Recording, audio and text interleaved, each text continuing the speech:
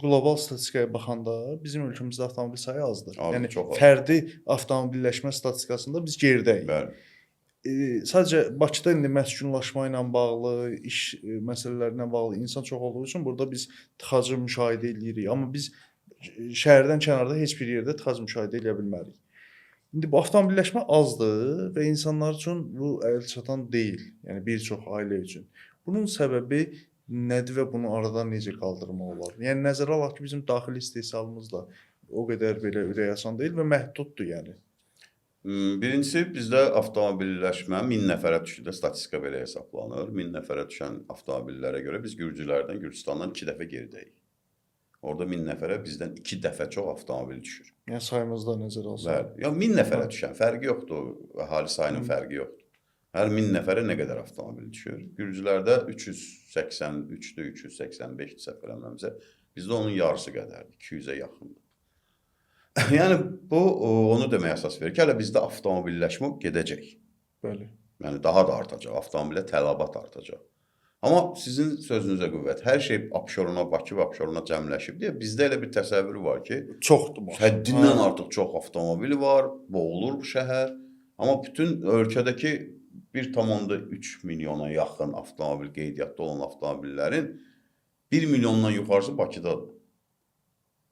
Ona görə problem var əslində. Problem ona görədir ki, tıxacılar ona görədir. Avtomobilin əlçatanlığı artacaq məncə. Yerli istehsalla bağlı deyil, bizdə açığın deyim, yerli istehsal yoxdur. Bizdə yığılma var. Yerli istehsal elə olmalı, şaxəli olmalı. Əlbəttə. Məsələn, mən ancaq bir markanın avtomobilinin hər kəs sürə bizdə yerli istehsal olmayacaq, özümüzü aldatmayaq. Bizim bazar həddindən artıq balacadır. Xarici istehsal, əsl istehsaldan gedir söhbət. Xırda bazarı olan ölkələrdə əhali sayına. Bizim əhalimiz azdır, çox azdır. Və istehsal açmaq marağında deyil. Məsələn, niyə Türkiyədə maraqlıdırlar? Çünki 90 milyonluq əhalidir və logistik mərkəzdə şimala, cənuba, şərqə, qərbə hər yerə maşın sata bilir. 11 məsələn xarici şirkətin Türkiyədə zavodu var. Fiat'ın var, nə bilim, Toyota'nın var, Kia'nın var, hamısının var. Bizdə biz onu eləyə bilməyəcəyik, açığın deyək də, özümüzü aldatmayaq. Bizdə avtomobil istehsalı da deyil, yığılmasıdır. Və o yığılma da bəzi gömrük rüsumlarını ödəməmək üçün həyata keçirilir. Çünki onların əsas müştərisi dövlətdir. Sosial Müdafiə Fondu, Əmək və Sosial Müdafiəsi Nazirliyidir. Onlar alırlar da, bəzi bizdə qanunlara görə əngəlli insanlara, veteranlara avtomobil verilməlidir. Oturub fikirləşiblər ki, bir tərəfdən də pis deyil də, gedib bunu alıb gətirməkdən heç olmasa bir 15, 20, 50 iş yerdə yaransın burada. Heç olmasa bunun təkərinə hava vuraq, sataq da burada indi. Heç olmasa o mənada pis deyil. Amma biz yerli istehsal edə bilməyəcəyik. Hə, xaricdən gətirilməsi olacaqsa, o zaman da təşviqləri artırmalıyıq. Biz də əks yolla getdik. Əvvəl doğru yola başladılar. Dedilər ki, məsələn, hibrid və elektrik avtomobillərə çox ciddi güzəştlər var idi. Amma o da son 3 ildə istehsal olunan avtomobillərə güzəşt var idi. Bunun da məntiqini anlamaq çətindir. Çünki elektrik avtomobillərinin iş prinsipi dəyişmir. İstəyir 5 il bundan qabaq istehsal olunsun, istəyir sabah. Ya daha doğrusu dünən istehsal olunsun.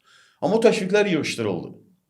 Bu nəyə gətirdi, çıxartdı? Daxildə həm qiymət artdı bazarda, həm də biz avtomobil parkımız həddindən artıq köhnədir. Bizdə 1000 nəfərə düşən, Allah uzaq eləsin, qəza statistikalarına baxanda ölüm sayları çoxdur, həddindən artıq çoxdur. Niyə?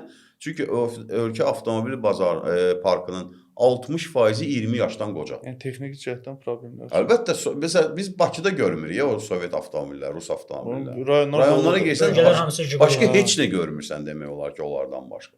Onların nə təhlükəsizlik yastığı var, nə təhlükəsizlik kəmər prinsipi var.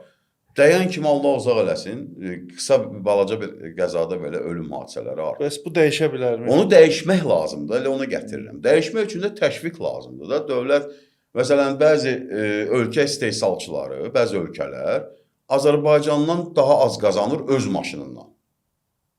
Biz elə rüsumlar qoymuşuq ki, Alman bizdən az qazanır. Biz istehsalçıdan görmükdən çox alır. 10 ilin maşınını götürək, 5000 dollar o avtomobilin istehsal olduğu ölkədə satış qiyməti. Bəli. 5000 dollar. Amma o bizim ölkəyə gəlib çıxır 30.000 manata. Mən onu demək istəyirəm də. O təşviq olun. Hə, bunu da deyəndə mən bu barədə bir çox mübahisələrim olub rəsmilərlə. Onlar da deyirlər ki, onda cəmaət daha çox avtomobil alacaq. Qardaş, bunu avtomobil almağın da sayı məhduddur da. İnsan Azərbaycanda tutalım ki 10 milyon insan yaşayır. Bunun 2 milyonu avtomobil sürə bilirsə və ya da həvəsi varsa 2 milyondan artıq olmayacaq. Sən neçə eləyirsən elə yenə olmayacaq da. İndi də zaten 1,3 milyona gəlib çatmışıq da.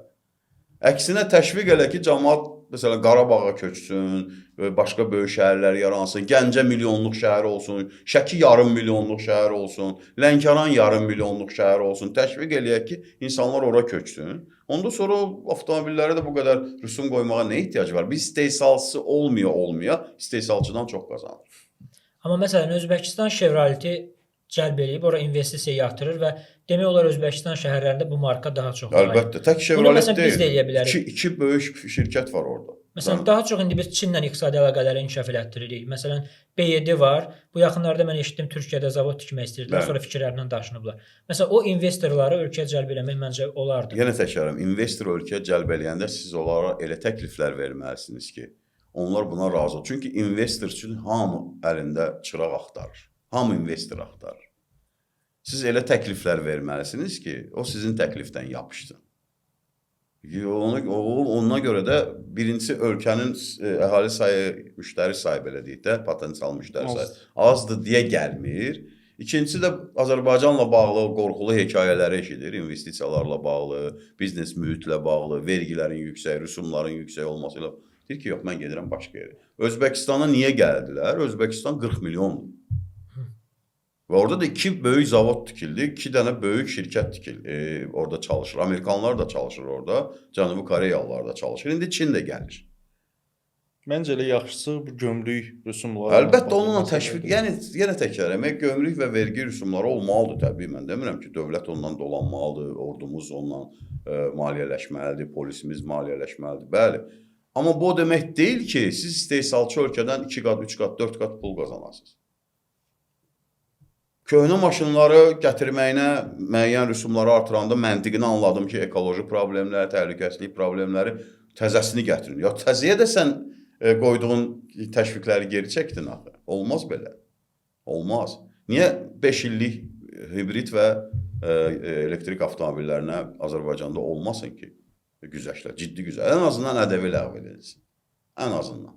Mesela çox böyük rəqəm də deyil. Belə baxanda böyük bir rəqəm də deyil. Təqribən 500 milyon manatın söhbəti gedir. Biz 40 milyardlıq bir büdcədə 500 milyon o qədər də böyük bir vəsait deyil açıq.